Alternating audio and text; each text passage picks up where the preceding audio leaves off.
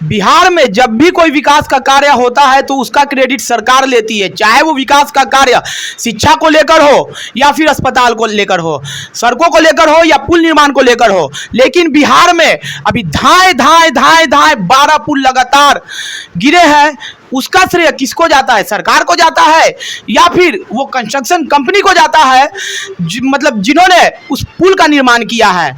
इस बात का पता लगाने के लिए हम पहुंचे हैं पटना के आलमगंज स्थित एक जदयू के कार्यालय में, क्योंकि जदयू की सरकार है और आपने भी देखा होगा, आम जनता ने भी देखा होगा कि यहाँ पर जो भी विकास का कार्य हो रहा है उसका सारा श्रेय सरकार अपने ऊपर ले रही है। तो जब ये पुल गिर रहा है तो उसका श्रेय किसके ऊपर जाना चाहिए, इसी विषय पर हम बात करेंगे। और हमारे साथ हैं बिहार प्रदेश जदयू अल्पसंख्यक प्रकोष्ठ के उपाध्यक्ष सह प्रवक्ता मोहम्मद शहजाद। इनकी पार्टी है, सरकार इनका है, जवाब आज इनको देना है कि आखिरकार जो ये पुल 12 पुल धाए धाए एक पर एक करके गिरे हैं उसका जिम्मेदार कौन है। तो चलिए बात करते हैं मोहम्मद शहजाद से और जानते हैं पूरी सच्चाई। नमस्कार सर, मैं प्रकाश चंद बेखौफ आवाज़ से, बेखौफ आवाज़ में आपका स्वागत है। सर, बिहार में लगातार 12 पुल धाए धाए करके गिर जाते हैं, कौन है जिम्मेदार? देखिए, जिस तरह से अभी बिहार में लगातार पुल गिरा है और ये कोई नई बात नहीं है। सबसे पहले आप समझ लीजिए कि 2005 से पहले जो बिहार में सरकार चलती थी उसमें 15 साल लालू प्रसाद यादव ने शासन किया, उससे पहले कांग्रेस ने शासन किया। तो भ्रष्टाचार का हालात बिहार में खासकर बहुत ख़राब था। इतनी स्थिति ख़राब थी कि जब 2005 से माननीय नीतीश कुमार बिहार की सत्ता में आए तो उन्होंने हर क्षेत्र में लगभग सुधारने का कोशिश किया। और आप ओवरऑल उठा करके आप देख लें जिस तरह से उन्होंने बिहार में डेवलपमेंट किया है, बहुत सारे डिपार्टमेंट में जो आज देखने लायक है। और ये पुल की जो बात है, ये पुल जो गिरा है इसमें बहुत सारे इंजीनियर को इन दिस टाइम सस्पेंड किया गया है और उनके ऊपर एक्शन लिया जा रहा है। और ये पुल ये नहीं है कि ये नीतीश कुमार के शासन में ही बना है, आरजेडी के शासन में भी बना है, नीतीश कुमार के शासन में भी बना है, कांग्रेस की सरकार में भी ये पुल बना है। तो लगातार इसमें भ्रष्ट लोग लीन रहे। ये बात तय है कि एक न्यूज़ आपने अभी देखा होगा, माननीय चिराग पासवान जी का आया है, उसमें उन्होंने सत्य को एक्सेप्ट किया है कि किसी पार्टिकुलर पार्टी पे ब्लेम नहीं लगाया जाए। सर एक मिनट, आपकी बातों को काटेंगे हम यहाँ पर। आप बोल रहे हैं किसी पार्टिकुलर पार्टी पे ब्लेम ना लगाया जाए, लेकिन जब मान लीजिए पुल निर्माण किसी के भी सरकार में मतलब निर्माण शुरू हुआ हो, लेकिन जब उद्घाटन होता है पुल का, मान लीजिए कि जदयू के सरकार में हो रहा है तो सारा श्रेय जदयू लेती है, माननीय मुख्यमंत्री जी लेते हैं।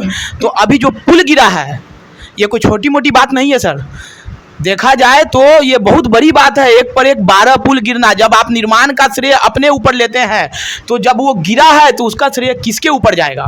नहीं, तो इसमें वही तो मैं आपको बता रहा हूँ कि चिराग पासवान जी ने कहा कि ये ब्लेम किसी पार्टिकुलर पार्टी पे ना दिया जाए।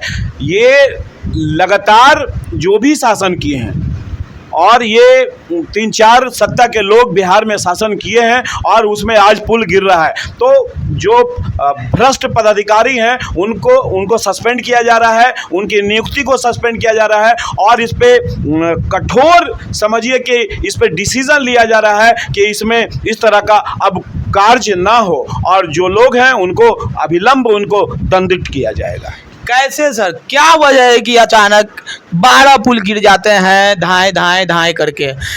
एक गिरता तो मान लीजिए कि होता कि भाई चलिए कुछ मिस्टेक था, लेकिन 12 पुल गिरना सर क्या मतलब वजह है? कहाँ पे मतलब दिक्कत हो रही है कि 12 पुल लगातार गिर गए? देखिए, इसमें सरकार को ही आप सिर्फ ब्लेम नहीं दे सकते हैं। सरकार का काम है टेंडर निकालना और सरकार टेंडर निकालती है और जो इंजीनियर है उनको काम ये मिलता है। इसमें 100% इंजीनियर फॉल्टी हैं और उनको सस्पेंड किया गया है। हाँ, इस बार है कि जो अब बिहार में पुल का निर्माण होगा और जो भी कार्यक्रम होगा उसमें बजाते एक इस तरह का नोटिस इशू हो, इस तरह का प्रोग्राम बने और इस तरह का उसमें एक लॉ डाला जाए कि अगर जिनको भी पुल निर्माण का काम मिल रहा है, अगर इस तरह का होता है तो उनके खिलाफ FIR दर्ज होगा। आखिरकार सुधार कैसे किया जा सकता है कि आगे से जो पुल निर्माण हो? हर जगह आप देख रहे हैं कि बिहार में विकास कार्य प्रगति पर है, और जदयू के मतलब जो भी है कार्यकर्ता नेता या फिर बिहार की जनता जानती है कि नीतीश कुमार जी के राज्य में मतलब विकास हो रहा है बिहार में, लेकिन क्या यही विकास है कि जो चीज़ बन रहा है और उस पर आदमी मतलब यूज होने से पहले ही वो गिर जा रहा है? देखिए, जिनको टेंडर मिला है उनकी चिन्हित हो चुकी है, और अब नेक्स्ट जो प्रोग्राम बन रहा है उसमें है कि जिनको भी टेंडर मिलेगा उसमें बजाते एक प्रोग्राम के तहत टेंडर उनको मिलेगा। ये बात आप समझ लीजिए, सुधार तो हो गए। बार बार देखने को मिल रहा है, कभी पुल गिर जाता है, कभी पेपर लीक हो जाता है, ये हो क्या रहा है बिहार में? देखिए, अब इसमें तो है कि सरकार तो आप ओवरऑल आप जान रहे हैं पहले से भी कि बिहार क्या पूरे हिंदुस्तान में लगातार पेपर लीक होता रहा है। उसमें माननीय नीतीश कुमार के आने के बाद बहुत सुधार हुआ है। अपराध से लेकर के हर जगत में आप उठा करके देखिए, माननीय नीतीश कुमार ने बहुत योगदान दिया है, बहुत काम किया, और अभी भी बहुत बचा हुआ है जिसको माननीय नीतीश कुमार कंप्लीट करेंगे और बेहतर बिहार बनाएंगे। सर बहुत बहुत धन्यवाद आपका बेखौफ आवाज़ के साथ जुड़ने के लिए। Thank you very much.